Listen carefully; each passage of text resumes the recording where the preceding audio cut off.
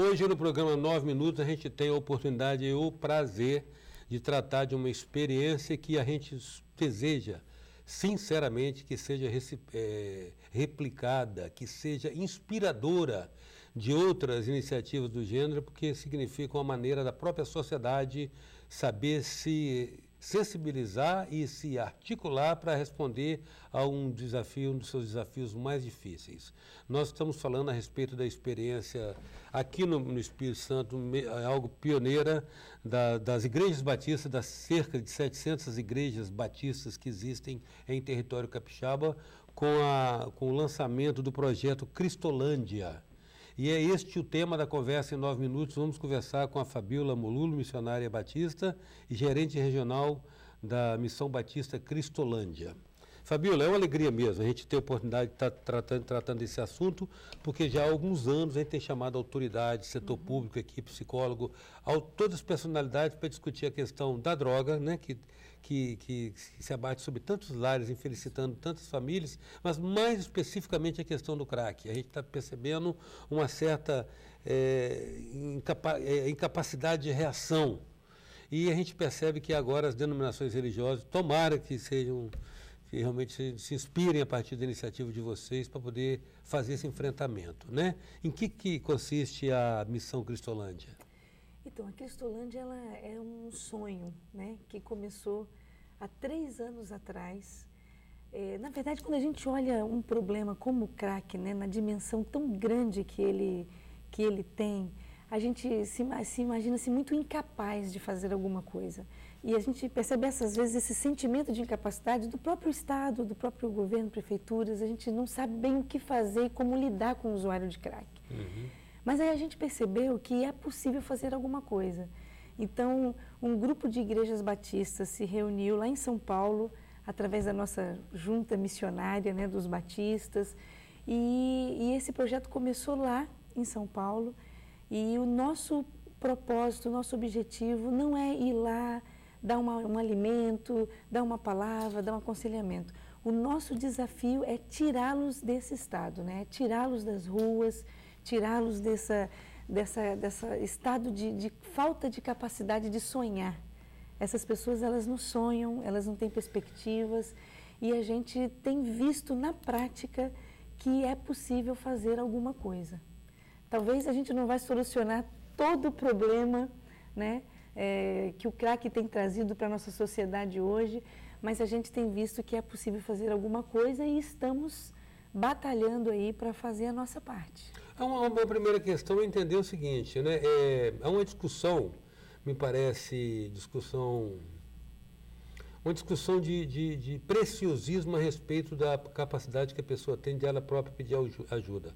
Uma pessoa que já está vitimada pelo crack não tem esse discernimento mais, né? Tem. E muitos não têm. Realmente eles perdem mesmo a capacidade de... eu vi uma entrevista recentemente, onde uma mulher, né, usuária de crack, eles não têm mais perspectivas. Na sua maioria das pessoas, elas não têm mais perspectivas. E aí, quando a gente busca essas pessoas, isso é uma coisa que elas também não estão acostumadas. Não tem ninguém hoje em dia atrás delas oferecendo alguma coisa, oferecendo uma oportunidade. E é impressionante a surpresa deles com a abordagem, com a aproximação da nossa equipe, entendeu? Com cuidado, né? Com atenção. Com atenção. E lá eles ganham um abraço, viu? Nossa turma é a aproximação mesmo. Essas pessoas, elas não têm isso, não experimentam isso. E a gente, então, tem buscado elas. Não é mais um projeto onde nós estamos lá de portas abertas para que as pessoas que queiram venham buscar a gente. Então, nós vamos até elas. Justamente por isso que você falou, por essa incapacidade que muitos têm de discernir, né, o que é bom, o que eles podem ou devem fazer. Aí vocês estão se ocupando especificamente hoje dos moradores de rua. De rua, de gente que não tenha ninguém por eles, né?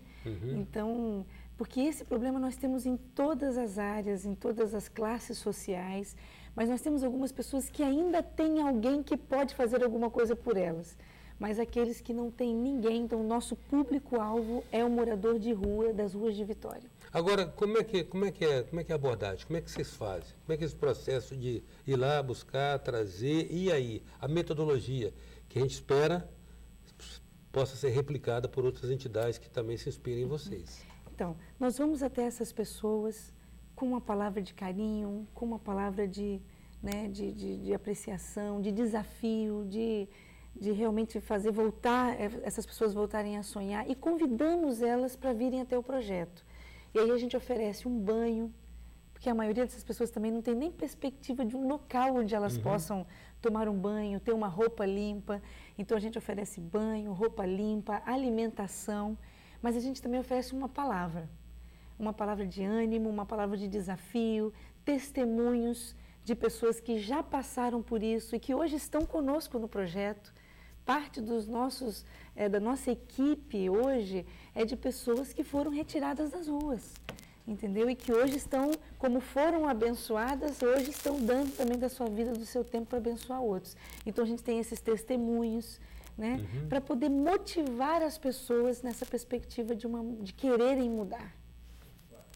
Em 9 minutos, hoje nós estamos conversando com Fabiola Molulo, gerente regional da Missão Batista Cristolândia. A gente volta já.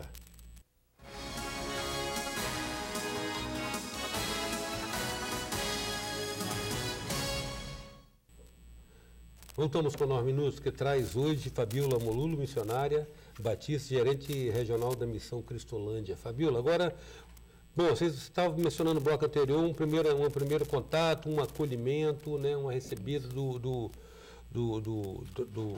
adicto, né, do viciado no crack. E aí, a partir daí, como é que é o tratamento efetivamente?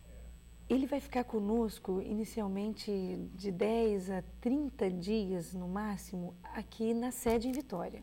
Ali nós temos um alojamento hoje com 40 vagas, né? E ele vai receber todo o acompanhamento. Ali a gente vai conhecendo um pouquinho dele, entendendo o desejo realmente dele de ter a liberdade do vício. Aí, a gente entendendo e vendo essa perspectiva, ele é encaminhado então para outra fase. E aí essa outra fase aqui no estado, a gente está baseado ali na cidade de Marataízes. A gente tem um sítio alugado lá e com toda uma estrutura ali, nós temos uma capacidade hoje para 26 internos, mas a gente já tem um projeto de chegarmos a 52 vagas e queremos até dezembro, se Deus quiser, estarmos com 52 vagas lá em Marataízes. E aí nós começamos o processo de desintoxicação, de reconstrução, né, desse indivíduo. E no caso, qual o tipo de profissional que é mobilizado para essa abordagem? Então, hoje nós temos assistentes sociais na nossa equipe, nós temos psicólogo, nós temos uma enfermeira também, temos alguns que já foram tirados das ruas de Vitória. O projeto está funcionando aqui na nossa cidade há 2 semanas, né? E hoje nós já temos 18 pessoas conosco, nesse desejo de realmente terem a sua recuperação. 18 alunos já conosco. E alguns deles vieram com problema de saúde. Então, a gente já tem um contato com a rede de saúde pública, né, da cidade. A gente tem encaminhado essas pessoas para tratamento, para cuidado. A nossa equipe vai lá junto. Então, temos uma enfermeira também. Então, a enfermeira, psicólogo, assistente social, pastores, né? E a gente acredita que tudo isso vai ajudar nesse processo de recuperação. O residuário de vocês inclui terapia laboral? Sim, nós temos horta, né?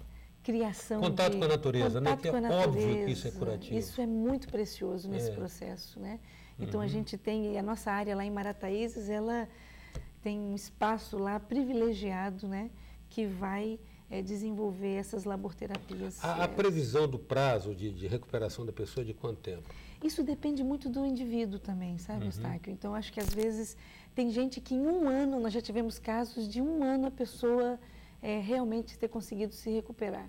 Mas tem casos que levam mais tempo, né? 1, 2, 3 anos, depende de... Agora, há uma síndrome de abstinência do pessoal no início a ser tratada? Sim. Vocês lidam com isso? Porque isso é difícil de se lidar, né?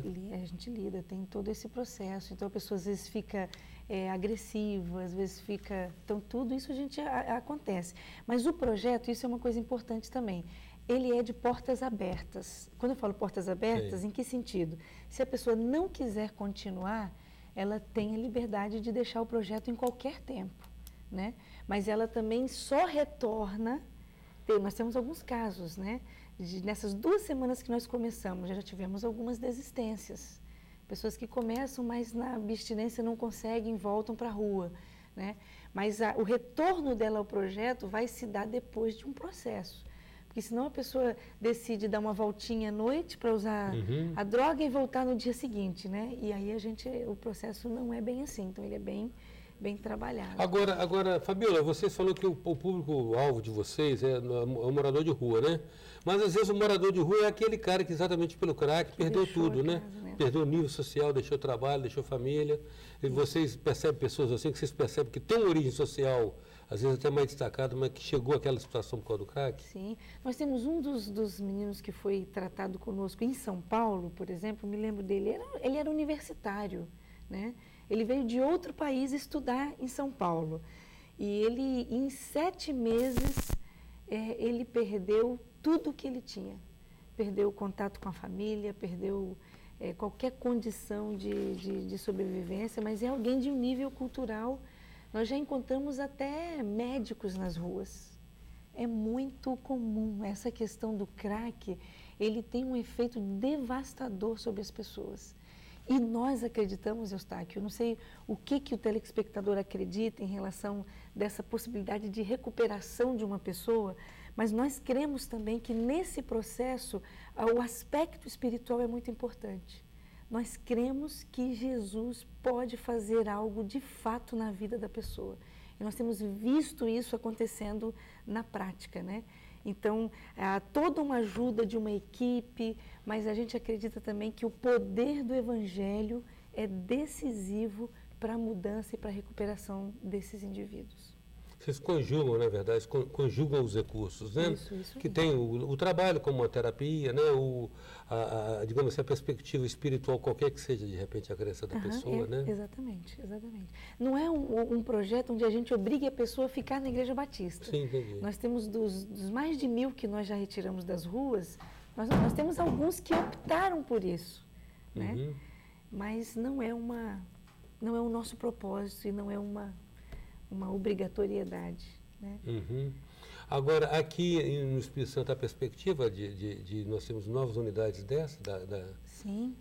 Cristolândia. Cristolândia. Eu estou indo, inclusive, a Colatina, né, nesse mês ainda, e é uma perspectiva da gente conseguir abrir uma unidade lá naquela região também de Colatina. E nós estamos trabalhando e orando e unindo forças aí no povo batista para a gente ampliar, porque ainda faltam as mulheres.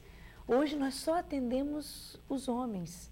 O índice de maiores usuários é entre os homens, mas nós temos muito problema com mulheres também. Mas não dá para trabalhar os dois juntos. Mas, Fabiola, o mais importante é, para além das pessoas que estão sendo diretamente beneficiadas, né, como os dependentes e seus familiares que sofrem isso, talvez a coisa mais importante que vocês estão fazendo é mostrar para nós, sociedade, para o governo, para as autoridades, os secretários de saúde que estão nos assistindo, que existem saídas, existem modos, existe jeito desde que se queira fazer. É isso aí. Né? E a gente agradece a sua presença e se congratula com o trabalho de vocês. Maravilhoso. Tá bom. Obrigada, Eustáquio. Deus abençoe. Em 9 minutos, nós contamos com a presença da missionária Fabiola Molulo. Ela é gerente regional da Missão Batista Cristolândia, aqui no Espírito Santo. Até já. Sou passageiro do tempo, tentando entender